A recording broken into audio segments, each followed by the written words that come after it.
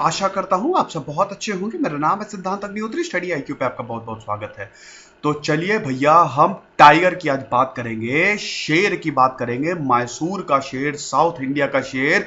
तलवार के तो इनके क्या कहने हैं भैया। Sword of Tipu Sultan. अंग्रेजों के नाक में दम कर दिया था, पानी भर दिया था, नाक को चने चबा दिए थे इन्होंने। हम बात करने वाले हैं टीपू सुल्तान की, जो कि पहले मिसाइल मैन थे। जब इन्होंने वॉर में मिसाइलें यूज की थी, सब बोले अरे ये कौन सा हथियार है जो नया आ गया है। तो टीपू सुल्तान की बायोग्राफी को देखेंगे और बहुत ही ज्यादा इंपॉर्टेंट है एग्जाम पर्सपेक्टिव से, ठीक है। चारों एंग्लो मैसूर वॉर देखेंगे और पूरी हिस्ट्री जानेंगे, ठीक है। दो पार्ट में लेक्चर आएगा, पार्ट 1 और पार्ट 2। इससे पहले मैं ऑलरेडी हैदर अली, क्योंकि अगर टीपू सुल्तान को जानना है तो हैदर अली को जानना बहुत जरूरी है। और अगर हैदर अली को जानना है तो पूरा मैथ्स जानना बहुत जरूरी है कि उस समय क्या हो रहा था। मैंने बहुत ही सिंपल लैंग्वेज में पूरी स्टोरी बताई है।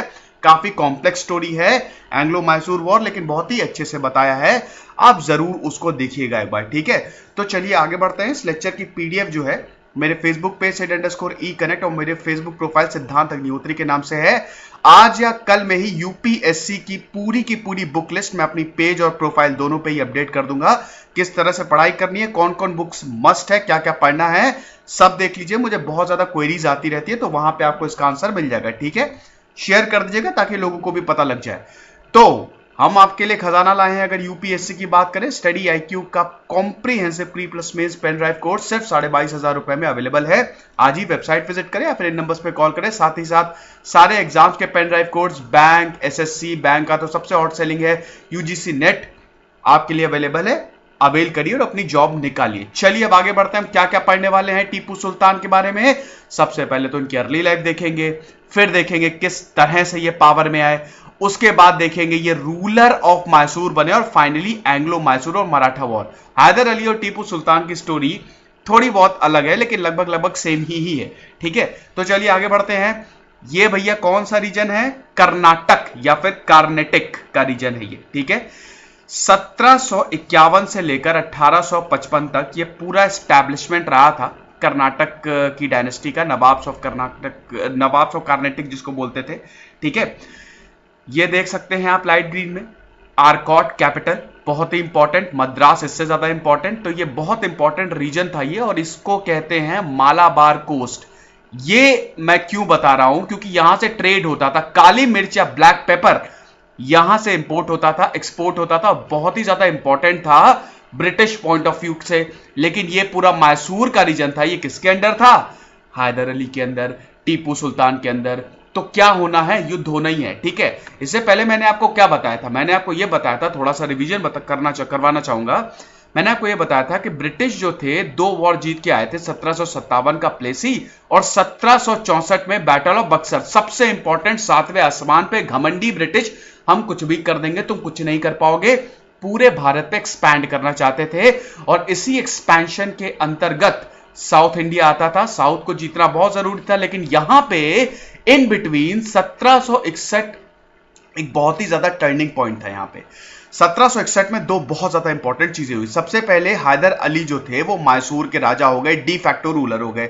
उसके बाद यहां पे 3rd बैटल ऑफ पानीपत हो गई, जिसमें मराठा को हार, अनफॉर्चुनेटली, इसको मैं कवर करूंगा अपने सेपरेट वीडियो में, बैटल सीरीज में। अनफॉर्चुनेटली जीत ही जाते मराठा, बहुत तगड़े थे, बहुत ही जबरदस्त फोर्स थी। मराठा इतने ज्यादा ताकतवर थे कि हैदर अली और टीपू सुल्तान को भी इनके सामने झुकना पड़ा था, ठीक है। लेकिन 1761 में हार गए, और उसके बाद क्या हुआ, जब ये हारे तो इनकी आर्थिक स्थिति बहुत ज्यादा कमजोर हो गई, ठीक है। अब ये, इससे मैं, मेरे बोलने का मतलब क्या है, देखिए क्या था। मैथ्स कुछ इस तरह से बैठा था कि हैदर अली जो थे ये पूरा एक्सपैंड कर रहे थे, ठीक है। निजाम और मराठा ये 2 बहुत इंपॉर्टेंट थे, ठीक है। निजाम चाहते थे वो भी एक्सपैंड करे, मराठा चाहते थे वो भी एक्सपैंड करे। तो ब्रिटिश प्लस निजाम प्लस मराठा, ठीक है, वर्सेस फ्रांस और ब्रिटिश हमेशा वॉर में रहते थे, फ्रांस और हैदर अली, ठीक है, और बाद में टीपू सुल्तान। ये दोनों आपस में भिड़ने वाले थे, और इसी की वजह से 4 एंग्लो मैसूर वॉर हुई। हैदर अली ने reorganization of the army start कर दिया। एक्सपेंशनिस्ट पॉलिसी के बिल्कुल अगेंस्ट था ये, जो ब्रिटिश ने देखी थी।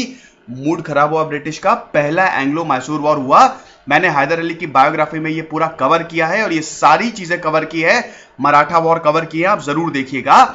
हम इस लेक्चर में दूसरा तीसरा चौथा एंग्लो मैसूर वॉर देखेंगे, ठीक है, और उसके बाद फिर एडमिनिस्ट्रेशन टीपू सुल्तान का देखेंगे, ठीक है।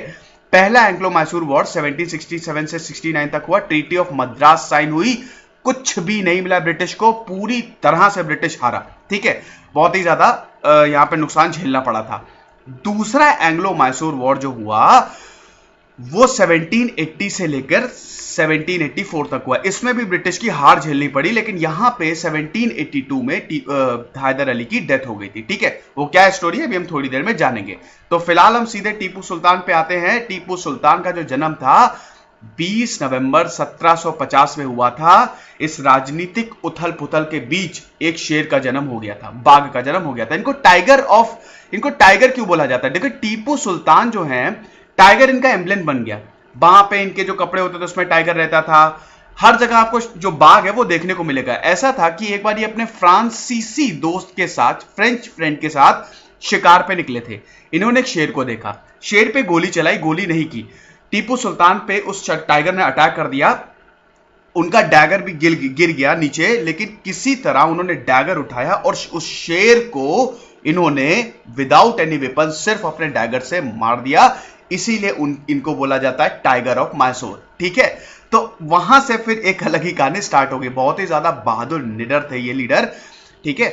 और आगे देखते हैं। तो 20 नवंबर 1750 में देवनाली डिस्ट्रिक्ट, जो कि प्रेजेंट डे बैंगलोर है, रूरल डिस्ट्रिक्ट गांव एरिया में आता है, वहां से 33 किलोमीटर दूर है, वहां पे इनका जन्म हुआ था और एक औलिया के नाम पे इनका नाम रखा गया था, ठीक है। टीपू मस्तान औलिया जिनका नाम था, ठीक है। अब हैदर अली जो थे वो ज्यादा पढ़े लिखे नहीं थे, बिल्कुल भी पढ़े लिखे नहीं थे, लेकिन उनका दिमाग बहुत तेज तर्रार था, बहुत ही इंटेलिजेंट थे, बहुत ही कायदे से चीजों को देखते थे। और इनके फाइनेंशियल मैनेजमेंट के तो क्या कहने, इसी फाइनेंशियल मैनेजमेंट की वजह से एक के बाद ये ऊपर आते गए। हैदर अली मिलिट्री लीडर थे 1717 में या 1722 में, जो भी डेट हो, यहां पे उनका जन्म हुआ था। मिलिट्री लीडर थे वो तो भैया। अब मिलिट्री लीडर थे वो इतना एफिशिएंट राज करते थे कि एक के बाद एक उनको प्रमोशन मिलते गए, और उसके बाद 1761 में इन्होंने पूरी सत्ता हथिया ली और मैसूर के राजा रूलर हो गए, ठीक है। और वहां से फिर एक अलग ही कहानी स्टार्ट हो गई, ठीक है। ये मैंने कवर किया ऑलरेडी हैदर अली की बायोग्राफी में। अब उसके बाद क्या था कि सिंस ये बहुत ज्यादा पढ़े लिखे नहीं थे, तो टीपू को चाहते थे ये सबसे ज्यादा पढ़े, हर शिक्षा दी, साइंस से लेकर, लैंग्वेजेस से लेकर, मिलिट्री एडमिनिस्ट्रेशन से लेकर, ज्योग्राफी से लेकर हिस्ट्री तक best of the best teacher मंगवाए और टीपू सुल्तान को पढ़ाना शुरू कर दिया। और अब टीपू सुल्तान ऑलरेडी बहुत ही जीनियस थे, और यहां पे अगर एक बहुत ही प्रॉपर गाइडेंस मिल जाए तो सोने पे सुहागा। टीपू सुल्तान बिल्कुल फिर बहुत ही गजब तरीके से उभरे, और बहुत ही छोटी सी उम्र में उनको जिम्मेदारियां समझ में आ गई थी। उनको पता था ये जो साउथ इंडिया है ये बहुत बड़ी जिम्मेदारी है। ब्रिटिशर को भी समझ गए थे कि ब्रिटिश निजाम और मराठा तीनों से ही खतरा है। मराठा का कुछ ऐसा हुआ था कि जब 1761 में थर्ड बैटल ऑफ पानीपत हुई थी, तो मराठा की इकोनॉमिक स्थिति, आर्थिक स्थिति पूरी तरह से बहुत ही चरमरा गई थी, ठीक है। ये बाद में रिजरेक्ट किया, और उसके बाद फिर एक ऐसे पेशवा है जिन्होंने टीपू सुल्तान को आखिरी तक नाक में दम करके रख दिया, ठीक है। तो अभी हम उनकी बात करेंगे। तो थर्ड बैटल ऑफ पानीपत में 1761 में जो हारे थे, और उसके बाद ही उसी दौरान ही रूलर हो गए थे हैदर अली, उन्होंने अपना पैसा फेंका और 45 लाख सीधे सीधे मराठा को ऑफर कर दिया और बोला कि आप यहां से हट जाइए, ठीक है। क्योंकि हैदर अली को उस समय बहुत टेंशन थी कि अगर इतने लोग अटैक करेंगे तो हम टिक नहीं पाएंगे, और बिल्कुल ऐसा ही था, ठीक है। तो ये चीज उनके लिए काम कर गई, ठीक है। अब यहां पे क्या है कि इधर टीपू सुल्तान अपनी मिलिट्री ट्रेनिंग जब पूरी कर लेते हैं, सिर्फ 15 साल की उम्र में, पहले एंग्लो मैसूर वॉर में, 15 से 16 साल की उम्र में पहले एंग्लो मैसूर वॉर में ये भाग ले लेते हैं, ठीक है। अपने पिताजी को अपना शौर्य दिखाते हैं। 1769 में ये मैसूर वॉर खत्म होता है, ट्रीटी ऑफ मद्रास साइन होती है, लेकिन उस समय टीपू सुल्तान, ये तो पता चल गया होता है कि ये लड़का कहां जाने वाला है, लंबी रेस का घोड़ा है ये, ठीक है। अब हम सीधे सेकेंड एंग्लो मैसूर वॉर पे आते हैं। देखिए क्या था कि बहुत बड़ी प्रॉब्लम हो गई थी 1769 में। ट्रीटी ऑफ मद्रास के तहत क्या था कि आप हमारे मैटर में बिल्कुल भी इंडल्ज नहीं करेंगे, मतलब अपना अपना मैटर संभालिए, अगर साउथ का मैटर है तो हम देखेंगे, ब्रिटिश ने बोला हमारा मैटर है तो हम देखेंगे। म्यूचुअल असिस्टेंट की बात हुई थी, दूसरा पॉइंट ये था। पहला पॉइंट अपना मैटर देखिए, दूसरा पॉइंट म्यूचुअल असिस्टेंट। अगर आपके ऊपर कोई भी हमला होता है, हम है ना, हम आपको बचाएंगे आके। मराठाओं ने 1771 से लेकर 1773 तक तगड़े से हमला किया यहां पे, और उसके बाद ये हमले और तेज हो गए सेकेंड मैसूर वॉर आते आते, ठीक है। अब यहां पे हैदर अली ने मदद मांगी, ब्रिटिशर ने बोला कि भाड़ में जाओ, मुझे कोई मदद नहीं करनी। चुपचाप उन्होंने इसको रिजेक्ट कर दिया। हैदर अली आग बबूला हो गए, सीधा सीधा मद्रास की ट्रीटी का, संधि का उल्लंघन है, हम क्या यहाँ पे पागल बैठे हुए हैं। तो कुछ इस तरह से Mysore war, second Anglo Mysore war शुरू हुई। इसी बीच क्या हुआ था कि फ्रांस और ब्रिटिश में 7 ईयर्स वॉर खत्म हुई थी, बहुत ज्यादा गुस्से में थे वैसे ही। दूसरी चीज ये है कि अमेरिका जो था, ये भी एक बहुत इंपॉर्टेंट पॉइंट है, अमेरिका जो था वो ब्रिटिश के हाथ से चला गया था, ठीक है। अब अगर वो चला गया तो उन्होंने पूरा ध्यान यहां पे केंद्रित कर दिया भारत में, क्योंकि भैया उनको तो रिसोर्सेज चाहिए थे ना। इंडस्ट्रियल रेवोल्यूशन उधर ब्रिटिश में आ गया था, जितने हो सके रिसोर्सेस लाओ और भैया ब्रिटिश में एक्सपोर्ट करो ताकि ब्रिटिश की इकोनॉमी बढ़े। कॉलोनलाइजेशन जो था वो बहुत चरम पे था उस समय, ठीक है। तो ब्रिटिश को पैसा चाहिए, तो पैसा भारत से अच्छा कुछ है ही नहीं, लेकिन बीच में खड़े थे टीपू सुल्तान, तो इनको कैसे हटाया जाए। इसीलिए ब्रिटिश चाहते थे कि किसी तरह निजाम और मराठा कभी आते थे कभी नहीं आते थे इनके साथ, मराठा भी अपना इसमें हित देखते थे, ठीक है।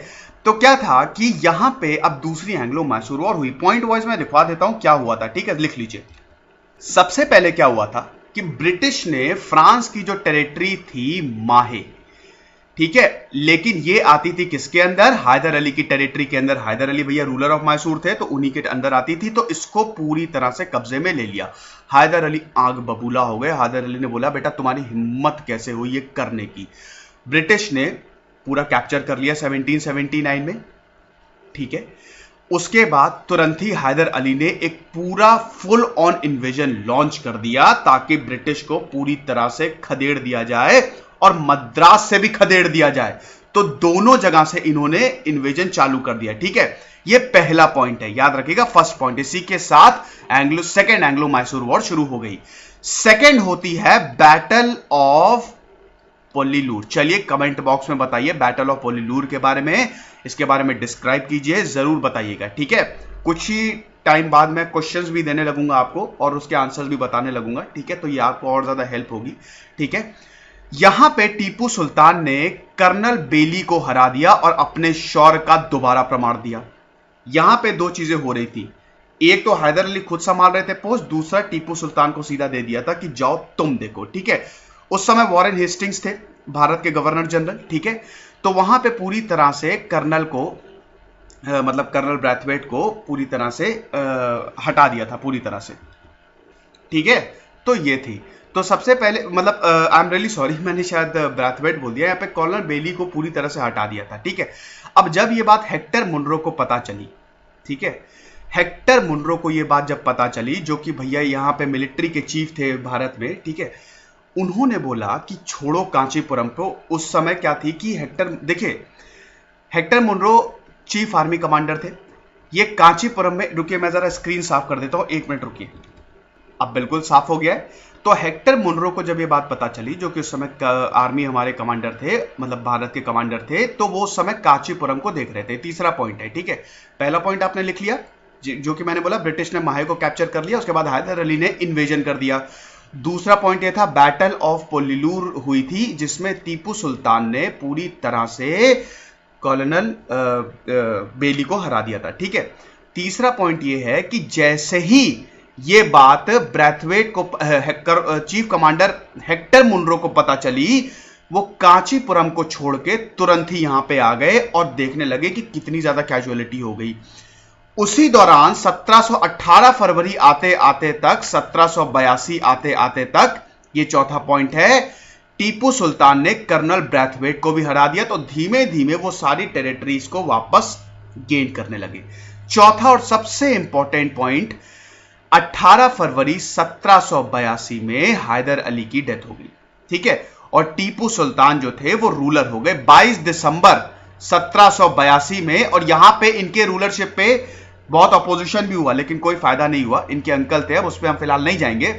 1782 में 22 दिसंबर को ये रूलर चुन लिए गए, ठीक है। और फाइनली पूरी तरह से जो टीपू सुल्तान है उन्होंने ऑल आउट अटैक करते हैं वो, और जितने भी एरियाज होते हैं उनको छीन लेते हैं।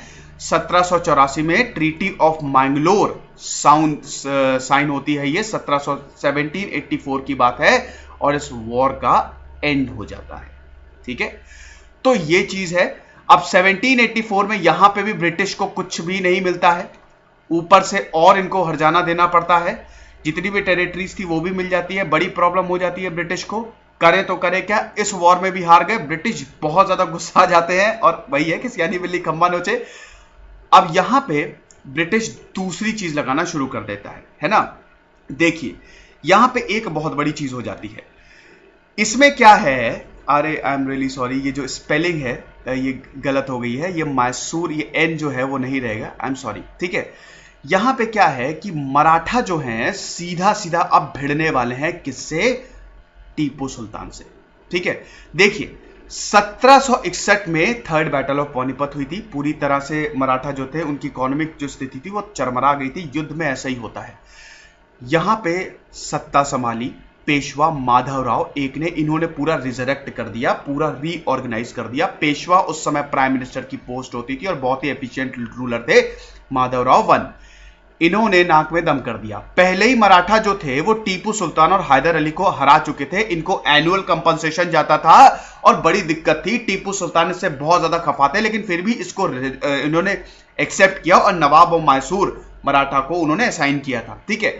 तो पहले भी ऐसा हो चुका था, अब यहां पे दोबारा ये चीजें होने वाली थी। टीपू सुल्तान बिल्कुल भी ये बिल्कुल सही नहीं उनको लगता था कि अब इतना ज्यादा उनको ट्रिब्यूट दे क्यों रहे हैं, और नवाब और मैसूर का भी टाइटल उनको मिल गया था, तो ये सही नहीं है, ठीक है। और ये वक्त के साथ और ज्यादा क्रूर होता गया, और ज्यादा कट्टर होती गई, दुश्मनी जो है वो बढ़ती गई। भाई मराठा भी चाहते थे कि पूरा एक्सपेंशन हो, ठीक है।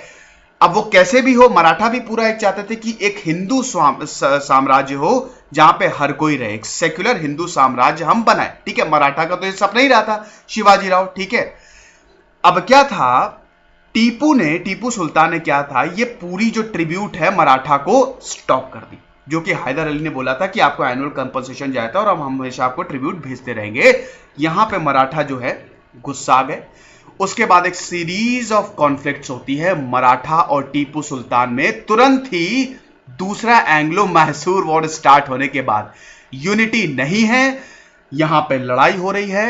ब्रिटिशर को यही चाहिए था, किस्मत का साथ जो है ना ब्रिटिशर को भरपूर मिला है।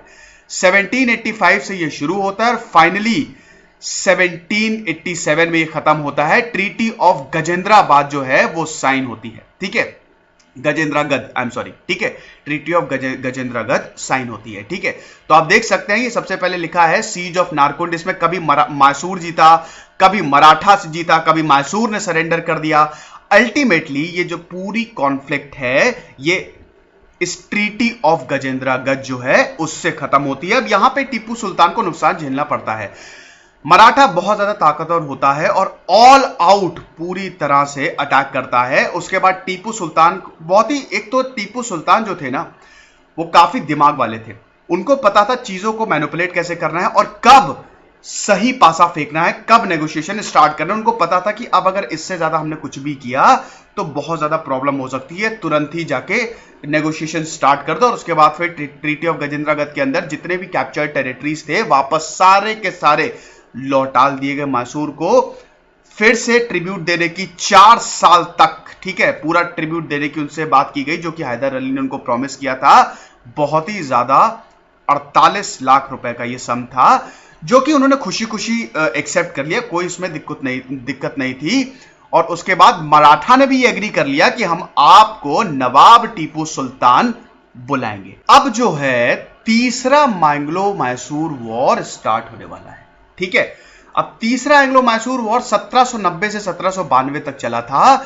यहां पे ब्रिटिशर को बहुत ही अच्छा मौका मिल गया था। उनको पता था कि एक तो मराठा से उनके डायरेक्ट कॉन्फ्लिक्ट थे और वो सोचते थे कि मराठा, हैदराबाद तो ऑलरेडी हमारे साथ है और मराठा को अगर हम साथ में मिला ले कमाली हो जाएगा। टीपू सुल्तान जब झुके तो ये बहुत अच्छा ब्रिटिश को मौका मिल गया। तो तीसरा एंग्लो मैसूर वॉर जो है वो 1790 से 1792 तक स्टार्ट हो गया और इसी मैसूर वॉर में भयंकर नुकसान टीपू सुल्तान को झेलना पड़ा और वो यहां से उनका पतन जो है वो स्टार्ट हो गया, लेकिन उसके बाद भी उन्होंने हिम्मत नहीं हारी। पॉइंट वाइज लिख लीजिए। तो ये स्टार्ट होता है 1789 में, ठीक है। उस समय ट्रैवनकोर, कौन थे राजा उस समय ट्रैवनकोर के, चलिए ये भी कमेंट बॉक्स में बताइए। ट्रैवनकोर जो था वो ब्रिटिश का पार्ट था, ठीक है। टीपू सुल्तान ने जाके उसको इन्वेड कर दिया, ठीक है, बहुत ही ज्यादा, लेकिन उसको इन्वेड कर दिया, उसको जीत नहीं पाए क्योंकि इतना जबरदस्त तरीके से रेजिस्ट किया था ट्रैवनकोर आर्मी ने। ऑलरेडी ब्रिटिश का पीछे से सपोर्ट था इनको। ट्रैवनकोर के राजा ने तुरंत बोला, महाराजा जो थे उन्होंने बोला कि भैया हमको हेल्प करो। ईस्ट इंडिया कंपनी को तुरंत ही हेल्प के लिए बुलाया और उस समय लॉर्ड कॉर्नवालिस आ गए थे, ठीक है, governor general of Bengal. Lord Cornwallis आए, उन्होंने चीजों को सही किया, अपने हाथ में लिया और तुरंत ही उन्होंने मराठा निजाम ऑफ हैदराबाद के साथ तुरंत ही संधि की, हाथ मिलाया ताकि टीपू सुल्तान को हटाया जा सके, ठीक है। तो ये चीज थी, इतना आसान नहीं था लेकिन फिर भी उन्होंने पूरी तरह से कोशिश की। उसके बाद तीसरा पॉइंट ये है कि टीपू सुल्तान ने पूरी तरह से अटैक किया, काउंटर अटैक किया, जितनी भी टेरिटरी थी उसको रीगेन कर दिया। फिर अगेन 1791 में ब्रिटिश भी चुप नहीं बैठेंगे, कॉर्नवालिस ने यहां पे बैंगलोर को ले लिया और उसके बाद सेरिंगापट्टनम या श्रीरंगापट्टनम जो उस समय मैसूर की कैपिटल थी उसको लेने की बात कर दी। और अगर श्रीरंगापट्टनम वो ले लेते तो फिर खेल ही खत्म ना, क्योंकि मैसूर ही तो पूरा उनका मेन सेंटर था जहां से वो रूलर ऑफ मैसूर थे टीपू सुल्तान। फायदा क्या, और उसके बाद फिर कुछ नहीं होता है और भी फिर इन्वेजन्स होते हैं, काफी कोशिश करते हैं टीपू सुल्तान लेकिन इस जंक्शन को पार नहीं पा पाते हैं और अल्टीमेटली टीपू सुल्तान को फिर ट्रीटी ऑफ सेरिंगापट्टनम साइन करनी पड़ती है और ये उनके लिए बहुत बड़ा लॉस होता है, ये उनके लिए फेलियर होता है, ठीक है। 1792 में जो ये ट्रीटी ऑफ सेरिंगापट्टनम में साइन करते हैं, ये बहुत बड़ा इनके लिए लॉस होता है, ठीक है। 2 हफ्ते हो गए थे, कुछ नहीं हुआ था और उसके बाद फिर इस ट्रीटी के दौरान 50% टेरिटरी जो है टीपू सुल्तान अपनी हार जाते हैं। यहां तक ये जो अलायंस था ना ब्रिटिश का निजाम और हैदराबाद के साथ, निजाम ऑफ हैदराबाद और मराठा के साथ, ये बहुत ही ज्यादा क्रूशियल होता है। टीपू सुल्तान को सीधा हरा दिया जाता है, 50% टेरिटरी हार जाते हैं, साथ ही साथ हरजाना देना पड़ता है टीपू सुल्तान को भयंकर, ठीक है। देखिए ये वॉर का एक और बहुत बड़ा रीजन था, ये भी मैं बताता हूं। टीपू सुल्तान ने क्या किया था कि मालाबार कोस्ट से सारे जो एक्सपोर्ट थे वो बंद कर दिए थे ब्रिटिश के। मालाबार कोस्ट उस समय अंडर आता था किसके, टीपू सुल्तान के, और पूरी तरह से उन्होंने ये एक्सपोर्ट को बंद कर दिया था। ब्लैक पेपर और भी काफी चीजें वहां से एक्सपोर्ट होती थी क्योंकि बिल्कुल बगल में ही था, मतलब बगल में क्या, यूरोप वहां से पास पड़ता था। यहां से ब्रिटिश को बड़ा गुस्सा आया और जब उन्होंने ये मौका देखा तो उन्होंने सीधा अटैक कर दिया, ठीक है। तो इसीलिए तीसरा एंग्लो मैसूर वॉर की ये भी बहुत बड़ा रीजन था, ये लिख लीजिएगा, मैं लिखवाना भूल गया था, ठीक है। तो ये चीज थी। तो ट्रीटी ऑफ सेरिंगापट्टनम में 50% जो है टीपू सुल्तान अपनी टेरिटरी को लूज कर देते हैं। उसके बाद काफी हर्जाना ब्रिटिश को देना पड़ता है।